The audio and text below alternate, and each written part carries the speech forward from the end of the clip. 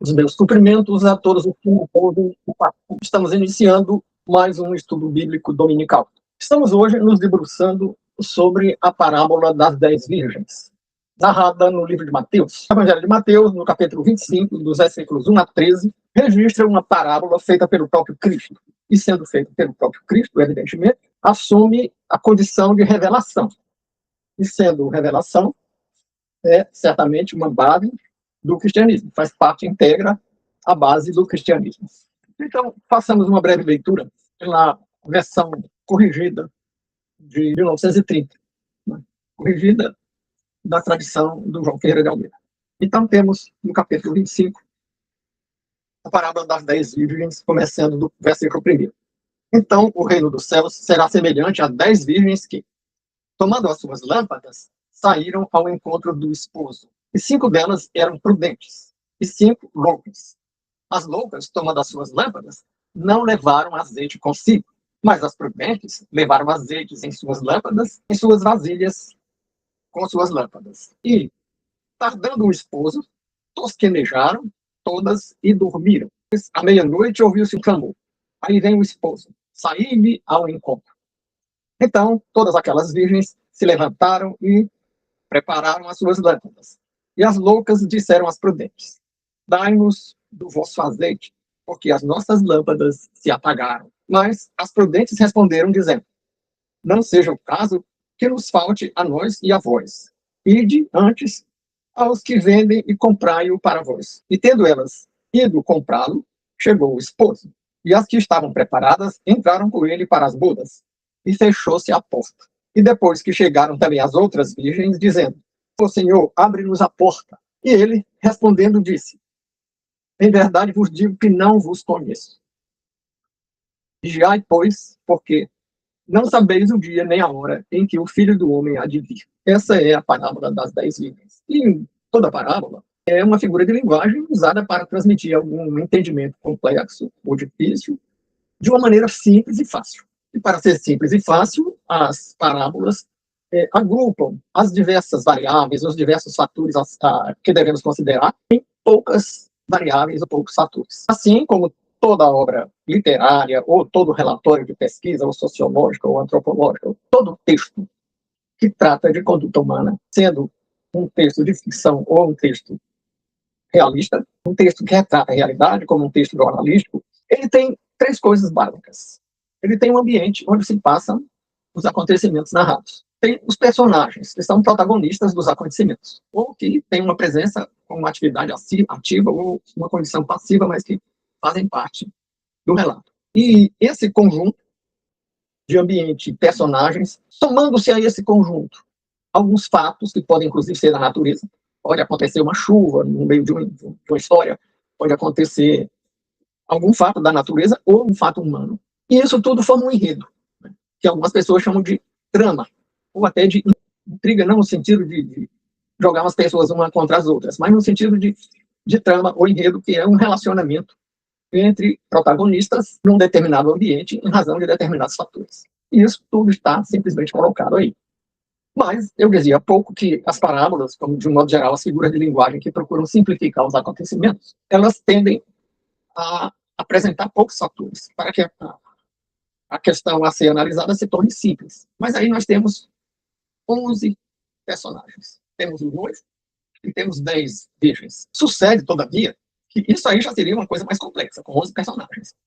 Mas, de fato, se resume a 3. Porque das 10 virgens, 5 eram prudentes e 5 eram adjetivadas como loucas. Loucas aqui, certamente, não é uma referência a uma patologia psiquiátrica. Não quer dizer que fossem esquizofrênicas ou que tivessem algum outro quadro psiquiátrico da psiquiatria moderna. Né? Está se referindo a loucas como pessoas imprudentes ou insensatas. Né? Elas eram o contraponto daquelas que foram adjetivadas como prudentes. Então, as 10, agrupadas de 5 a 5, representam 2 condutas. Portanto, praticamente são 2 personagens. E o noivo. E é interessante notar que as 10 eram virgens, que é um fator a ser considerado. Né? Mas nem todas eram prudentes. Prudente aí pode significar também sensata, ou equilibrada, ou sábia. Né? E Entre as virgens, 5, adjetivadas como loucas, que nós devemos entender como insensatas, imprudentes ou infiéis às normas de conduta adotadas por aquela sociedade, por aquele grupo, naquele momento, que estavam sendo pregadas através daquela parábola. Então, já temos uma lição. Primeiro, que ser virgem ou seguir uma norma, ou estar de acordo com alguma norma, não significa ter mérito, não significa ser prudente, não significa ser sensata. As imprudentes e as insensatas podem guardar normas e regras. Então, se as normas e as regras são guardadas, mas não são guardadas por terem um que corresponda aos objetivos da norma, ou que corresponda ao que uma norma deve refletir, o que uma conduta deve refletir. Então, é como a oração que é feita para o público entender. Como alguém que faz uma oração para quem está ouvindo no momento ali presente, ou através da televisão ou do rádio, mas não para se comunicar com Deus. Então, não ora em espírito e em verdade. Elas eram, as insensatas ou loucas, eram como os fariseus, que cumpriam normas, não de coração. Cumpriam norma simplesmente tendo como referência o aspecto formal, não o espírito da norma. E é bíblico dizer que a letra mata, mas o espírito vivifica, se referindo à literalidade ou ao literalismo da lei, da norma, como sendo algo que mata, e ao espírito da lei, ou o sentido que ela deve ter, como algo que vivifica. Então, em primeiro lugar, nós temos que o legalismo, que em teologia nós chamamos de legalismo, que é a ideia de que seguir a lei é mérito, que é pelo mérito que a pessoa se relaciona ou reconstrói ou constitui um bom relacionamento com Deus, isso é rejeitado biblicamente. Porque os fariseus faziam isso. Ninguém tem notícia de um escândalo de um fariseu praticado adultério ou coisa assim. Né? Mas eles compreendavam grandes esmolas para todo mundo ver. Então, o objetivo não era fazer o bem, o objetivo não era obedecer a Deus, o objetivo era se promover perante a sociedade. Então, você pode ser virgem com o objetivo de se promover para a sociedade, sobretudo no contexto histórico de uma época em que a virgindade era requisito para um casamento. Para arranjar marido, a mulher tinha que ser virgem. Né? Então, pode ter uma relação, a loucura aí pode ser uma referência ao formalismo dos fariseus. Né? E é preciso nós considerarmos que o contexto era marcado por alguns grupos religiosos e políticos. Os fariseus eram um importante grupo religioso e político, como também os saduceus. E era com esses dois grupos que Jesus polemizava e debatia. Existiam outros grupos importantes, como os zelotes, mas os zelotes eram um grupo puramente político, não era um grupo religioso. Não se fazia presente nas sinagogas, não orientava o povo nas sinagogas. Então Jesus não tinha discussão com eles. Até porque Jesus não tinha projeto político. Ele dizia, meu reino não é desse mundo. Então ele não tinha um projeto para competir com os zelotes. Os zelotes não competiam com o projeto dele. Também não temos nenhum relato de debate de Jesus com outros grupos, como os essênios. Os essênios eram um grupo puramente religioso, não era um grupo político. Mas era um grupo que se isolava em comunidades no deserto e que procurava viver uma vida ascética. E também nem comparecia às sinagogas, portanto, não tinha nem oportunidade de debater com Jesus. E nem influenciava o povo, porque se isolava do povo. E Jesus queria se dirigir ao povo, portanto, não tinha debate com os essênios, como não tinha com os zelotes. Tinha debate com os fariseus, que era um grupo mais influente, que misturavam a religiosidade judaica com a política, e que eram nacionalistas, exploravam o nacionalismo em face do domínio romano, e tinha debate com os saduceus, que também eram personagens que exerciam liderança nas sinagogas, e o debate com eles era necessário, porque eles nem acreditavam na ressurreição. Né? Eles eram daquela corrente que diz que a morte biológica é aniquilamento. Né? Porque tem a corrente que acredita na ressurreição e na vida eterna, com julgamento e condenação e salvação. Tem a corrente que acredita na vida eterna após a morte biológica, mas que é universalista e acha que todo mundo se salva. Tem a corrente que acredita na aniquilação. Morreu, acabou. Né? Os saduceus eram dessa corrente. E, é claro, se opunham a Jesus. Temos aí as loucas, não no sentido psiquiátrico, mas no sentido de insensatas ou de hereges ou coisa semelhante. E temos as prudentes, que eram no sentido de prudência, no sentido de fidelidade ao espírito da lei. E como é que se manifesta a fidelidade ao espírito da lei? contrário do formalismo. O formalismo é que todas as 10 eram virgens, tanto as prudentes como as loucas. Todas as 10 tinham lâmpada. O que significaria essa lâmpada? A lâmpada era uma parte do ritual. Mas o rito pode ser apenas como os fariseus adotavam, mas o rito pode ser praticado, como a Bíblia chama de em espírito e em verdade. Então, a lâmpada não simbolizava prudência para os dois grupos. A lâmpada estava nas mãos das integrantes dos dois grupos. Mas somente o grupo das prudentes conduzia a lâmpada com espírito e em verdade. Então, vamos ver como é que essa diferença se manifesta. Mas essa espera do noivo, no costume da época, o noivo não tinha hora para chegar. Hoje, as pessoas esperam a noiva, né? Nas igrejas, nos casamentos religiosos, que nem são bíblicos, mas aí é outro assunto. Então, temos a pessoa que causava a espera, que todos tinham que esperar o noivo sem saber exatamente que hora ele chegava, porque ele podia, inclusive, estar praticando algum mito, estar preparando alguma coisa e concluindo uma negociação com os pais da noiva e tal, e não tinha hora para chegar. E na espera, todas elas dormiram, tanto as prudentes como as loucas, os dois grupos. Vamos reduzidos a prudentes e loucas. Então, os dois personagens, prudentes e loucas, dormiram. E aí temos outra lição. Né? Dormir na espera do noivo não desqualifica. As prudentes dormiram e nem por isso foram rejeitadas. As loucas, vamos chamar de imprudentes. As imprudentes, ou insensatas, também dormiram. E não foram rejeitadas por terem dormido, porque ambos os grupos dormiram. Se um dos grupos não foi rejeitado por isso, as prudentes, o outro grupo, que terminou sendo rejeitado, também não foi rejeitado por isso. E aí é importante que façamos uma interpretação sistemática. Né? E o que é uma interpretação sistemática? É a que não vai além do texto, mas busca uma analogia, uma integração, ou uma interação com outras referências, outras passagens, outros textos bíblicos. Né? E se estamos falando, tem uma passagem bíblica, tem os apóstolos, Tiago, Pedro e João, estão no Getsemane com Jesus, e Jesus naquele momento vivia uma grande angústia, né? E se afasta um pouco para orar, e quando volta, os apóstolos estão dormindo, né? E nem são rejeitados por isso. Então nós temos lá em Mateus essa descrição, esse registro do momento em que os apóstolos dormem, e Cristo os encontra dormindo. Então, em Mateus 26, 41, nós lemos o que Jesus diz quando os encontra dormindo. Encontra e desperta os três e diz a respeito de eles terem dormido: vigiai e orai, para que não entreis em tentação. Na verdade, o espírito está pronto, mas a carne é fraca. Ou seja, o Senhor não o condenou por ter carne fraca. E até reconheceu que o espírito estava pronto, portanto, eles eram fiéis.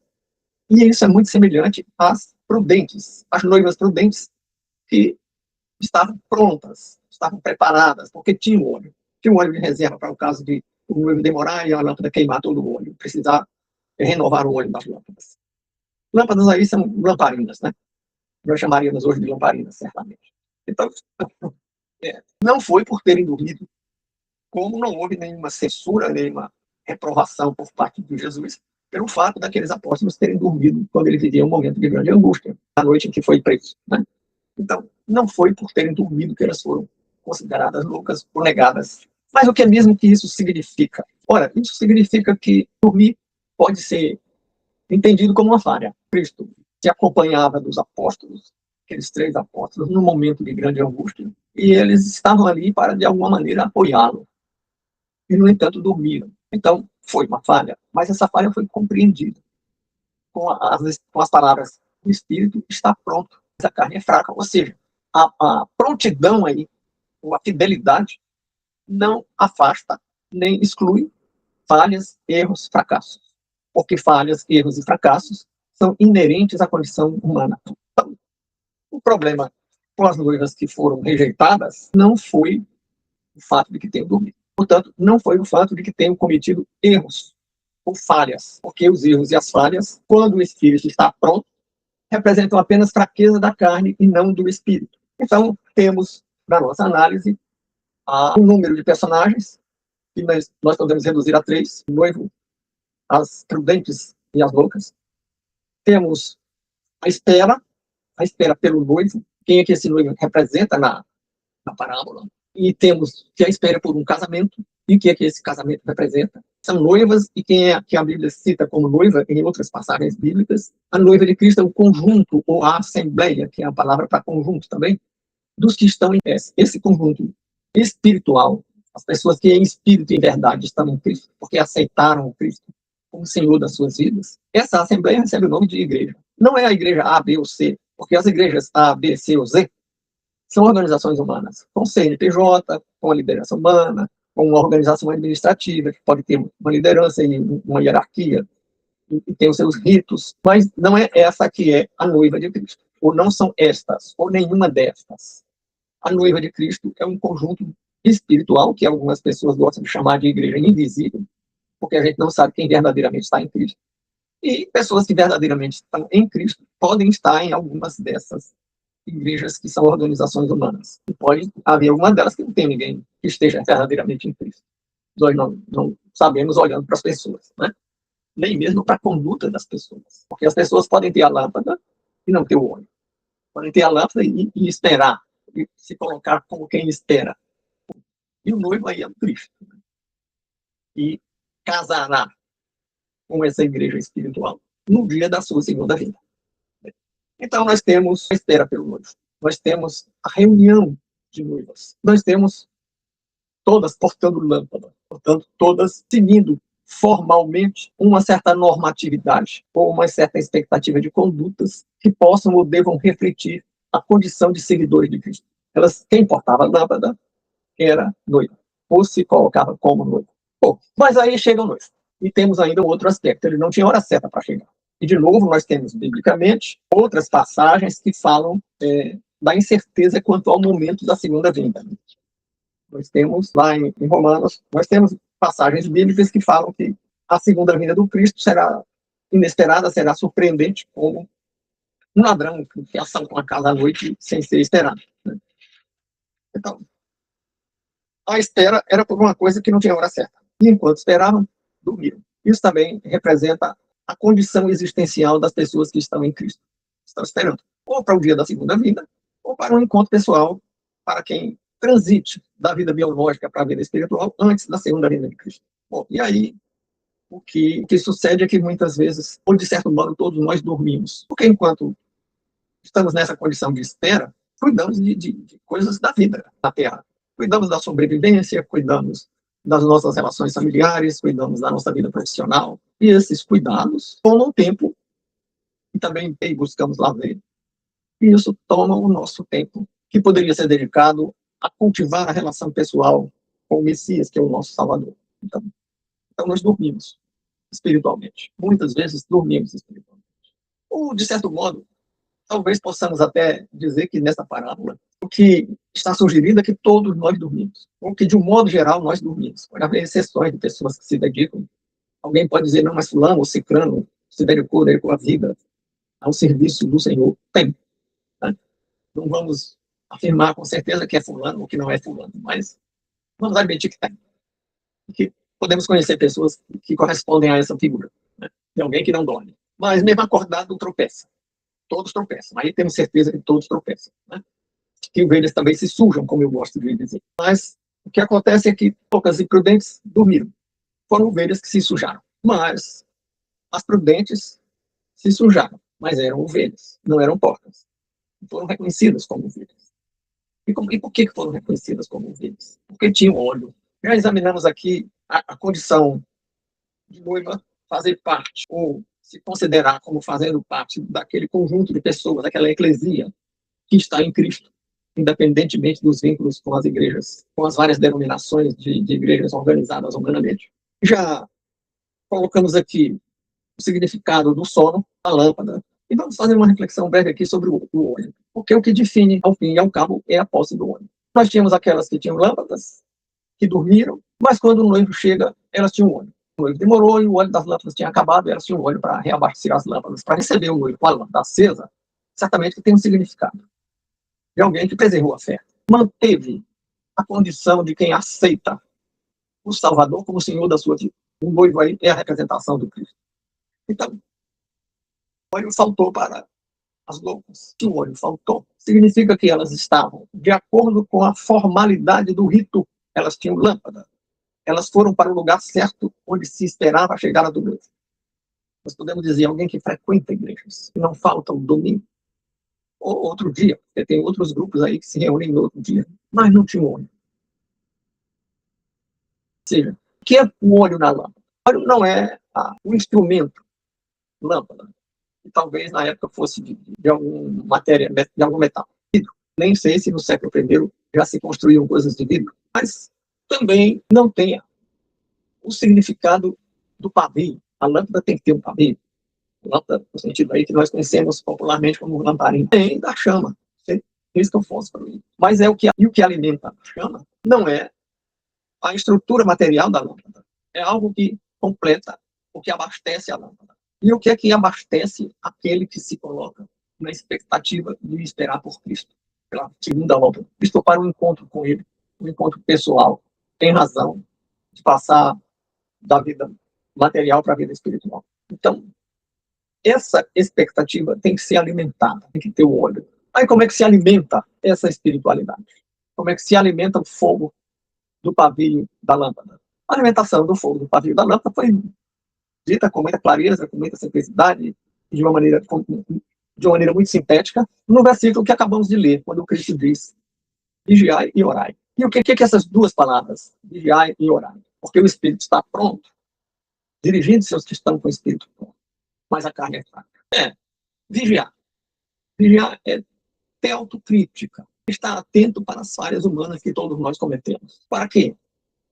Vigiar é corrigir os próprios erros, cuidar para que as preocupações existenciais ou o lazer tomem todos os espaços da nossa vida. Não nos afastem da busca da alimentação espiritual que está representada no óleo. E essa alimentação vem do orar. Certa vez eu ouvi, há muitos anos, alguém discutindo quem era crente, quem era cristão, quem era crente no Messias. E pessoas desigrejadas podiam ser crentes, houve uma discussão, e alguém disse que crente é quem ora, lê as Escrituras. Bom, a discussão é porque o desigrejado dificilmente vai manter o costume de ler as Escrituras e orar, e não terá auxílio de ninguém se ler as Escrituras só. Então, vigiar e orar. Então, faltou às loucas vigiar e orar. O que seria vigiar? O que as prudentes fizeram? Se prepararam, levaram óleo de reserva, porque as lâmpadas eram acesas com óleo, eram alimentadas, o fogo das lâmpadas era alimentado com óleo. Nós temos aí uma clara representação na parábola da recomendação que está em outra passagem bíblica que manda vigiar e orar. Essa espera pelo noivo, pelo Cristo, de dois grupos em que ambos eram formados por virgens. Estamos aqui pensando que isso representa um conjunto de pessoas, a reunião dos dois grupos, um conjunto de pessoas que se pretende cristã, que se declara cristã, e que procura cumprir ritos e normas que o cristianismo tem praticado milenarmente. Ou alguns ritos e algumas normas que têm sido modificadas. Né?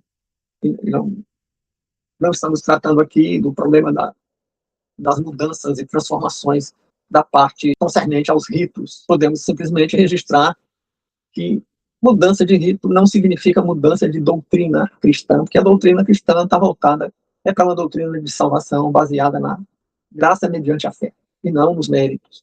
As prudentes não foram contempladas por mérito, porque dormiram. Elas também dormiram. Não estavam vigiando tanto, porque não se mantiveram acordadas. Mas dormir, falhar, é inerente à condição humana, e isso não depôs contra elas. Dormiram, mas não estavam despreparadas, porque tinham vigiado e orado antes da hora de dormir, e tinham feito a reserva de óleo. E o que é o óleo? Vimos que o óleo é a fonte que alimenta o fogo da lâmpada. Então, tivemos a espera, tivemos o sono. Podemos registrar que o estudo das parábolas, no caso das 10 virgens, ela, como qualquer outra passagem bíblica, precisa de complemento pela interpretação sistemática, né, que nós tentamos fazer aqui. Então, vimos qual era o ambiente. Era um lugar onde se daria uma festa de casamento. Quem são os personagens? Um grupo prudente e um grupo insensato, chamado na versão do Almeida de loucas. E vimos que esses dois grupos, insensatas e loucas, têm em comum o fato de serem virgens, portanto, de seguirem a tradição e a normatividade da época. Nós vemos sobre isso em Romanos 3, de 1 a 24. Mas agora se manifestou sem a lei a justiça de Deus, tendo como testemunho a lei dos profetas. Isto é, a justiça de Deus pela fé em Jesus Cristo, para todos e sobre todos os que creem, inclusive os que dormem. Né? Porque não há diferença. Porque todos pecaram e destituídos estão da glória de Deus, sendo justificados gratuitamente pela sua graça, pela redenção que há em Jesus Cristo presente, para que seja justo e justificador daquele que tem fé em Jesus.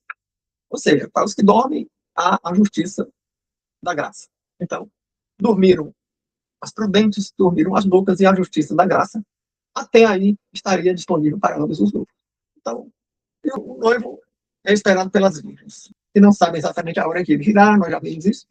Então, tivemos algumas conclusões. A parábola e o óleo guardam semelhança com a preparação do espírito dos apóstolos. O sono, também já comentamos, e a preparação do espírito. Agora, o que é que chama a atenção de muitas pessoas? É o fato de que aquelas noivas, que quando o noivo chegou, não tinham óleo e foram comprar óleo.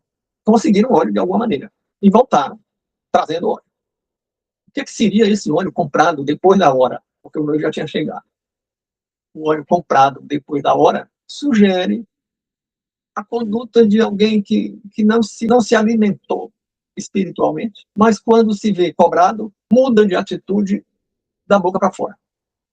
Muda de conduta, mas não muda de sentimento. Foi buscar o óleo quando viu que estava perdendo a vez. Então, também muita gente estranha o fato de que as prudentes se recusaram a compartilhar o óleo que tinham com as loucas. E o que significa isso? Significa que nós lemos em outra passagem bíblica, cada um dará conta de si mesmo a Deus, né? É 12, capítulo 14, versículo 12 da carta de Paulo aos Romanos, que diz: de maneira que cada um de nós dará conta de si mesmo a Deus. O que é que isso tem a ver com as prudentes que não cederam o óleo delas? Cada um tinha que ter o seu óleo. Elas não tinham que compartilhar o óleo delas.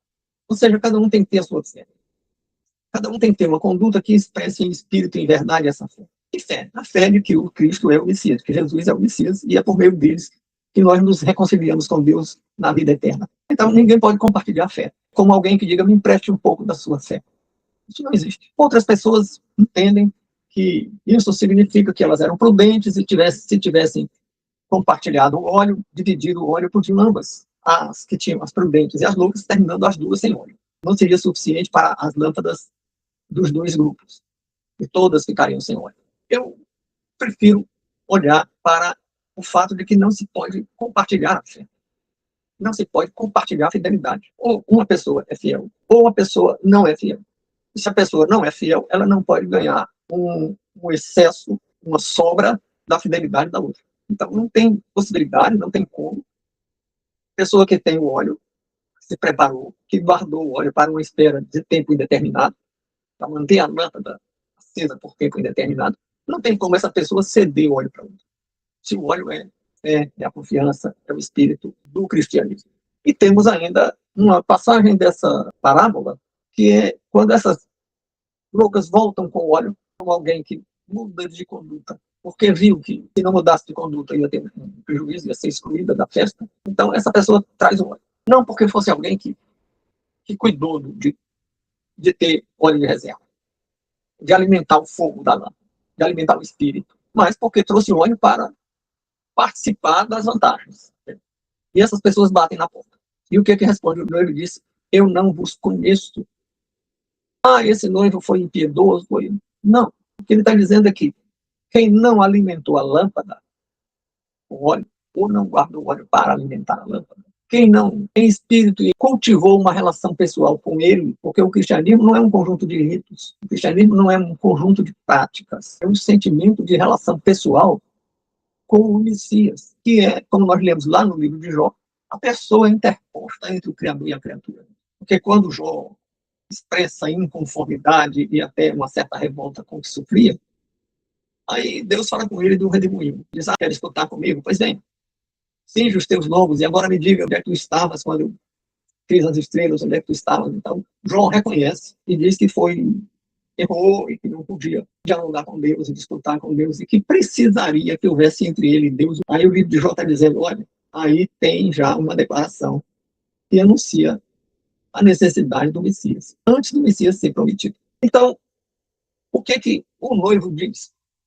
É a mesma coisa que aconteceu com Noé. Quando chega o dilúvio, aquelas pessoas que riam de Noé, porque Noé levou muitos anos fazendo a arca, e as pessoas ridicularizando que estava preparando uma arca, que era louco. Quando chega o dilúvio, as pessoas correm e ele já tinha fechado a porta da arca, e as pessoas batem na porta da arca. Mas o Senhor não abre a porta da arca. Porque a relação da criatura com o Salvador precisa ser construída antes da cobrança. Precisa ser construída antes da hora em que haverá um encontro, antes da hora do casamento.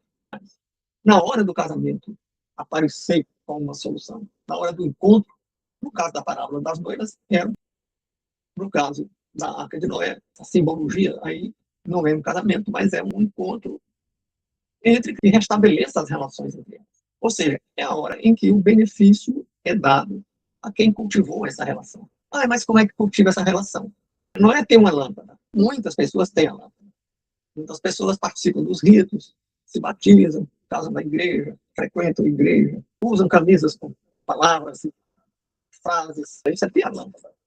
Agora, cultuar em espírito e em verdade o Criador e o Messias. Com as nossas considerações acerca da parábola das 10 virgens. Uma parábola que pode ser resumida a 3 personagens, o noivo representando o Salvador, as prudentes e as loucas, tudo isso compondo uma trama em que há um casamento. Na hora do casamento, na hora em que o noivo chega. E tem como fato, como aspecto factual, a presença de lâmpadas que precisam ser alimentadas a óleo. Tem uma espera e tem um grupo que não tinha óleo para continuar abastecendo as lâmpadas e tinha um grupo que tinha óleo. E o óleo é o que alimenta o fogo das lâmpadas. Portanto, é o alimento espiritual. E o alimento espiritual está dito em outra passagem bíblica: vigiai e orai, porque o espírito está pronto, mas a carne é fraca. E quem não ora e vigia não tem o espírito pronto. E fica à mercê da fraqueza da carne. São as nossas considerações. Muito obrigado a quem esteve conosco até aqui. E fica o lembrete de que, se você ficou até o fim, dê o seu like, compartilhar e se comunicar conosco enviando perguntas ou fazendo comentários, você contribui para que o canal divulgue mais, para que a plataforma divulgue mais o nosso canal. Nossos agradecimentos pelos que estiveram conosco e fizeram essas coisas: like, compartilhamento e mensagens. E o convite para o próximo estudo dominical. Até breve.